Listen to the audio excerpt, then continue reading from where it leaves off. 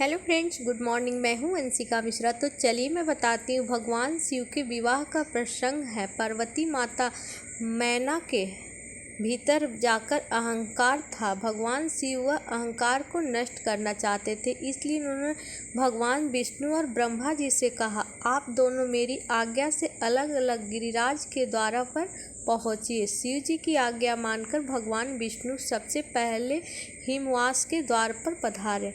मैना पार्वती जी माता ने शुभ आरती सजाई और उसके साथ की स्त्रियां उत्तम मंगल गीत गाने लगी। सुंदर हाथों में सोने की थाल शोभित है। इस प्रकार मैना हर्ष के साथ शिव जी का परिछन करने लगी। जब मैना ने विष्णु के अलौकिक रूप को देखा तो प्रसन्न होकर नारद जी से पूछा कि क्या ये भी मेरे शिव हैं। और आपको बता दें कि तब नारद जी बोले, नहीं, ये तो भगवान श्री हरि हैं, पार्वती के पति और भी अलौकिक है। इनकी शोभा का वर्णन हो सकता है। इस प्रकार एक एक देवता आ रहे हैं। मैना उनका परिचय पूछती और नारद जी उनके शिव का सेवक बनाते और फिर उसी समय भगवान शिव अपने शिव गणों के साथ पधारे और सभी विचित्र वेशभूषा धारण किए हुए हैं। कुछ मुख ही नहीं है और कुछ के मुख ही मुख है। इसके बीच में भगवान शिव अपने नाग के साथ पधारे। शिव जी के द्वार पर शगुन मांगा गया। बाबा ने पूछा कि शगुन क्या होता है। किसी ने कहा कि आप अपनी कोई प्रिय वस्तु दान दीजिए। बाबा ने अपने गले में सर्प उतारा और उस स्त्री के हाथ में रख दिया और शगुन मांग रही थी, वही मूर्छित हो गई। उसके बाद जब महादेव जी भयानक भेष में देखा तब तो स्त्रियों के मन में भारी भय उत्पन्न हो गया।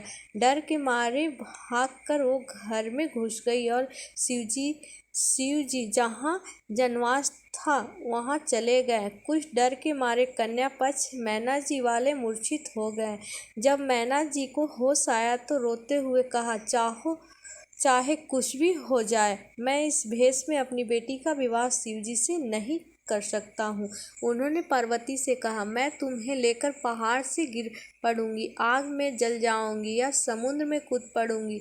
चाहे जल उजड़ जाए और संसार भर में अपकीर्ति फैल जाए, पर जीते जी मैं तुम्हारे साथ ही विवाह करूंगा।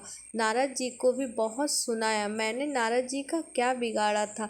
उन्होंने पार्वती जी को ऐसा उपदेश दिया कि उन्होंने बावले वर के लिए तप किया। सचमुच उनको ना किसी का मोह और ना माया उनके धन है, ना घर है। सब यह सुनकर पार्वती अपनी माँ से बोली, हे माता, कलंक मत लो, रोना छोड़ो। यह अवसर विषाद करने का आपको दे रही हूँ। मेरे भाग में जो दुख सुख लिखा है उसे मैं जहाँ जाऊंगी वहीं पाऊंगी। ऐसा कहकर पार्वती शिव के पास गई और उन्होंने निवेदन किया कि भोलेनाथ, मुझे सभी रूप से और सभी वेश में स्वीकार है, क्योंकि लेकिन प्रत्येक माता पिता की इच्छा होती है कि उनका दामाद सुंदर हो।